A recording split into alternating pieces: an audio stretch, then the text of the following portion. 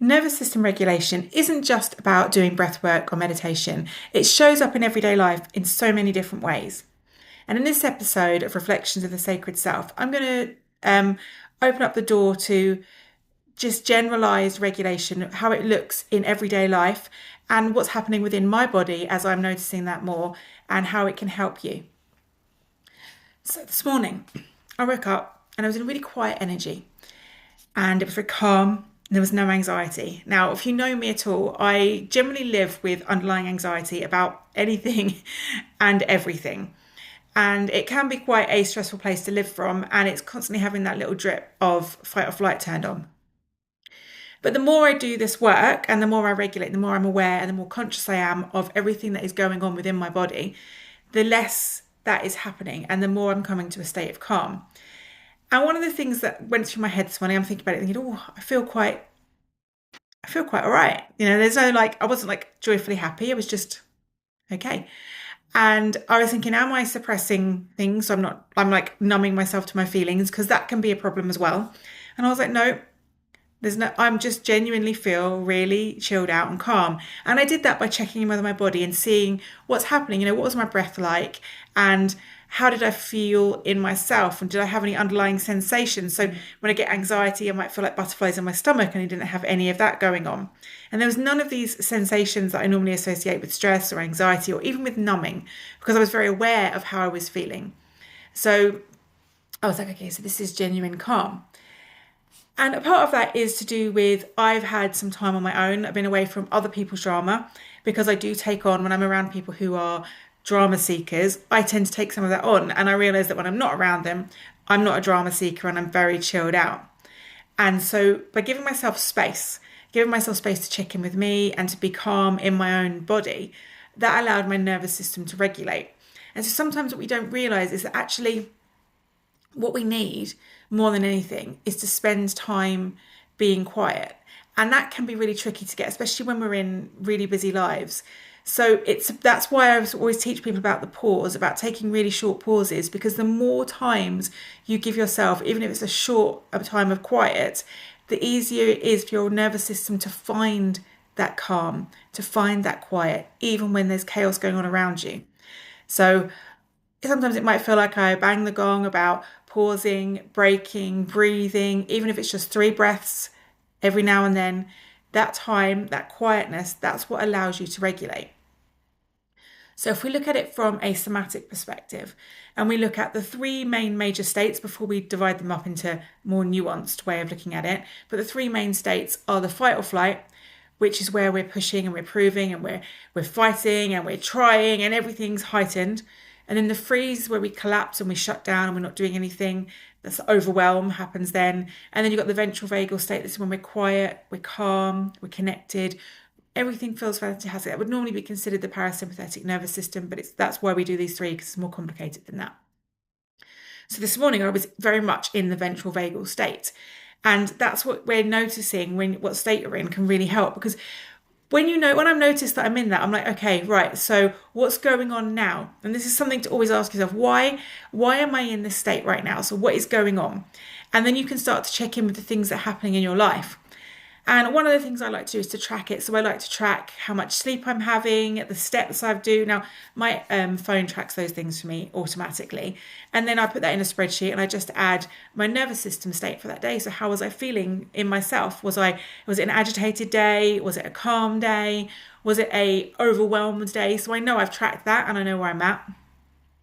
And then I also track my mood. So what's going on with my mood on those days. So I'm starting to, and I make notes about things as well, but I'm starting to understand more for me, like why. Today I felt calm and quiet and relaxed and okay, but why? What was happening in my life that caused that to be the case? Because then when we start to understand, we can create more times and spaces when we're in that kind of position. But also it allows us to look at when we are not in that state. And what's going on then? So what can we do in those situations that are going to help us to stay in a better state? Because it might be situations we can't avoid, things that are going to keep coming up. And it's about us trying to learn and manage and get on top of that so that we can actually live peacefully. And yes, I know that we are never going to spend our entire lives in the ventral vagal state. It's quite tricky to do that because things are going to happen that are going to push us out of it. But it's about us learning how to tune into that state more quickly so that we can, when we get dysregulated, we can regulate much more quickly. So then most of our dysregulation comes from shocks or incidents or things happening, and then we just bring ourselves quickly back, which is a really natural way of dealing with our nervous system.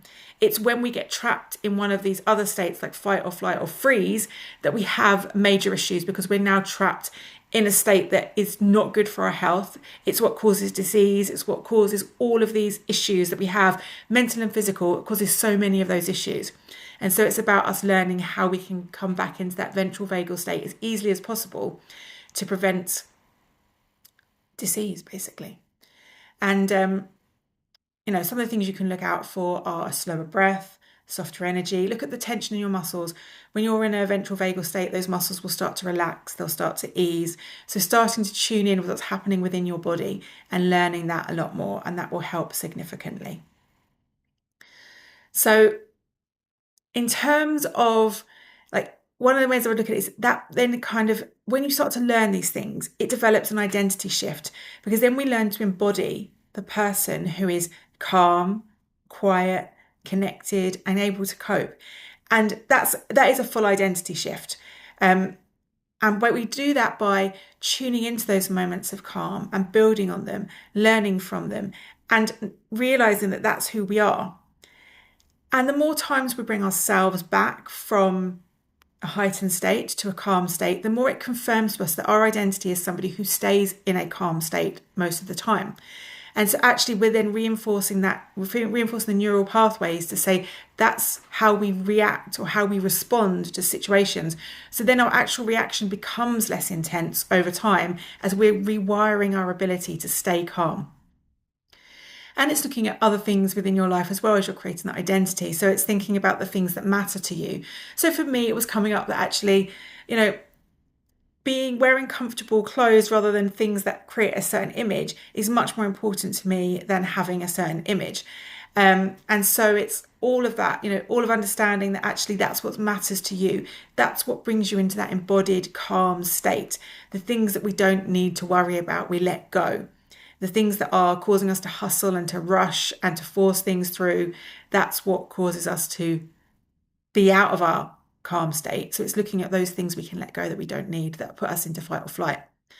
And interesting enough, I was listening to a podcast this morning, and it was talking about our need to rush. It was a business podcast, but it was talking about how we often think we have to be somewhere really quickly in our business, but actually that's what causes the problems, because when we just allow ourselves to get there in our own good time, it works much better.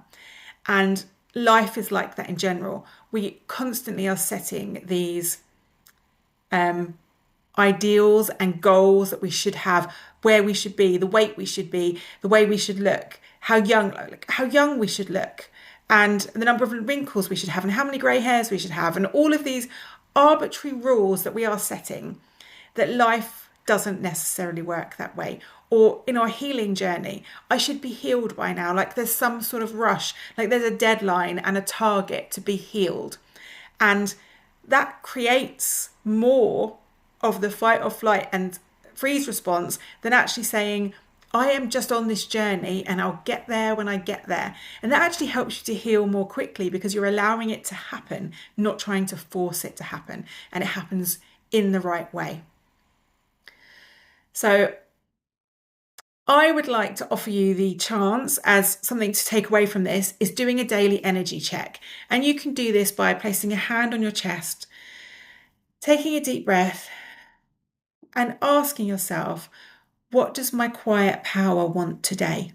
So asking yourself that, really tuning in. And this is when you shut down, you shut down the external noise, you shut down the mind, and you listen to the body.